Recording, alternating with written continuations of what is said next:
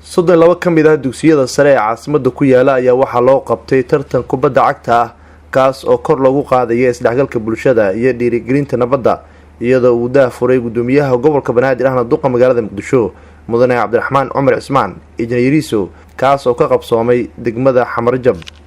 daafurka tartankani ayaa waxaa kasoo qaybgalay boqolaal ka mid a qeybaha bulshada rayidka, maamulka degmada xamarjab iyo madaxda isboortiska.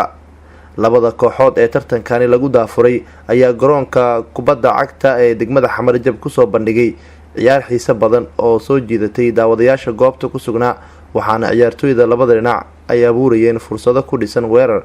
gudoomiyaha degmada xamarjab ismaaciil mukhtaar cumar oranja ayaa faahfaahiyey ahmiyadda tartankani iyo tirada ka qaybgeli doonto. degmada xamarjab waxaa sharaf weyn u ah inay martigeliso tartan cayaaraha ah oo ay isugu imaanayaan iskuullada waxbarashada oo gaaraya ilaa iyo 32 iskuul. waxaan uga mahad celinaynaa idaacadda gool FM dhinaca isboortiga oo ciyaarahan soo qaban qaabisay. mudane gudoomiye markii ay ii yimaadeen ama ay la soo xiriireen dhalinyarada, waxaan markiiba ka aqbalay in la dhiirigeliyo isboortiga degmada xamarjabna ay hormuud u noqoto dhiirigelinta isboortiga. waxaan diyaar u nahay inta uu socdo inay si xasilooni ah oo qurux badan ciyaarahan ay noogu socdaan. duqa magaalada muqdisho mudane injineeriso ayaa ka hadlay ahmiyadda uu maamulkiisa siinayo dhalinyarada iyo isboortiska. gobolka banaadir runtii wuxuu mar walba u taagan yahay in fursad la siiyo dhalinyarada, ardayda.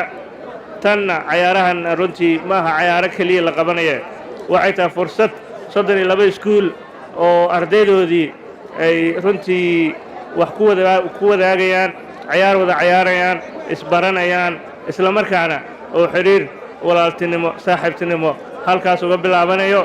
bulshadana midnimadeeda iyo wadajirkeeda wuxuu ka bilowdaa dhalinyarada iyo caruurta. annagana farxad weyn bay noo tahay inaan halkan idinkala soo qayb galno, idinku dhiirigelinno, isla markaana rajaynayno in dhalinyaradan qaarkood ay noqon doonaan kuwii beri matali lahaa xulka qaranka Soomaaliya.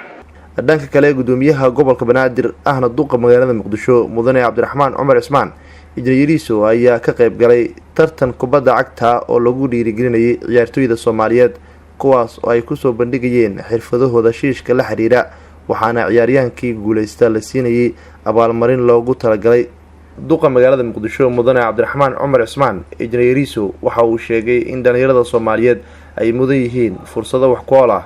dhalinyarada iyo isboortiga horumarkiisana waxaa qayb ka ah in laga fikiro dhan walba oo lagu xiise gelin karo.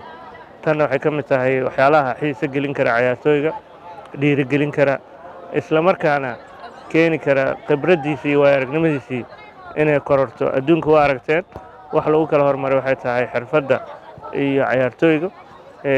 goolka marka uu dhalanayo, marka uu baasayo, skillskaas oo dhan waa kuwa ku yimaada hibadana qofka lama ogaan karo haddaan la tijaabin. nuur saciid taaliil, warbaahinta qaranka Soomaaliyeed, magaalada muqdisho.